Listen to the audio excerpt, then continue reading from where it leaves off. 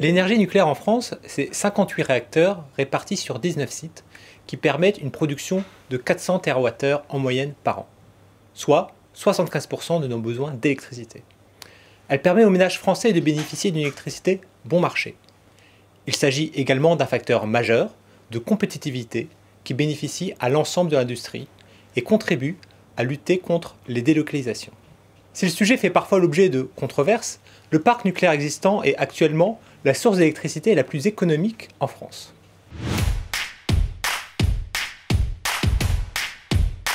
On parle de coûts cash pour évaluer les coûts du nucléaire existant.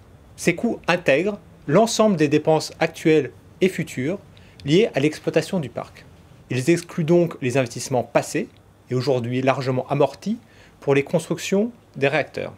Ces coûts cash de production du parc nucléaire existant sont évalués à 33 € du mégawattheure et sont régulièrement audités par un ensemble d'autorités indépendantes, à l'instar de la Cour des comptes.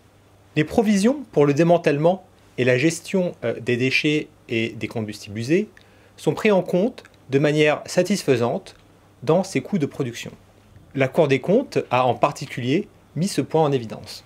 EDF a provisionné, au travers de fonds dédiés, plus de 18 milliards d'euros pour l'aval du cycle et 17 pour le démantèlement.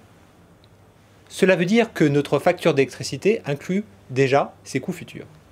Enfin, les coûts supplémentaires du programme de prolongation de la durée de fonctionnement des réacteurs, qu'on appelle également le programme de grand carénage, sont de l'ordre de 50 milliards d'euros. Ils ne représentent en réalité que 1 milliard d'euros par an par rapport au niveau d'investissement actuel d'EDF, soit une augmentation de moins de 10%. Il n'y a donc pas de mur d'investissement à venir.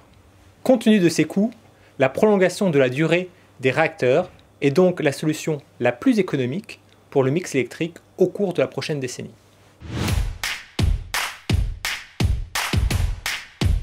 Pour restituer plus généralement la place du nucléaire dans le prix de l'électricité, le mieux est de partir de notre facture EDF. La production d'électricité nucléaire représente moins du tiers de cette facture. Celle-ci se compose de 3 piliers. Premièrement, la production. Deuxièmement, la distribution via les réseaux. Et troisièmement, les taxes qui comprennent la TVA, mais également la CSPE. Aujourd'hui, les faibles coûts du nucléaire permettent aux Français de bénéficier des prix de l'électricité les plus bas en Europe. En comparaison, un ménage allemand devra payer son courant en moyenne 70% plus cher qu'un Français.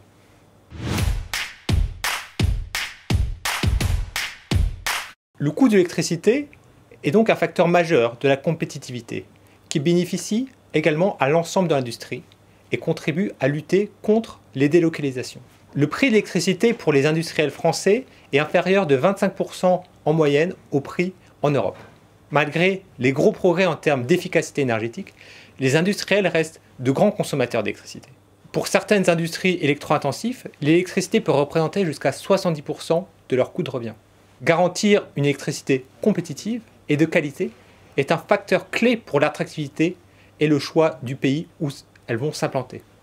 La France est reconnue comme le numéro 1 mondial pour la qualité, la disponibilité et l'accès à son électricité. Le coût de l'électricité est donc un facteur majeur de compétitivité qui bénéficie à l'ensemble de l'industrie et contribue à lutter contre les délocalisations.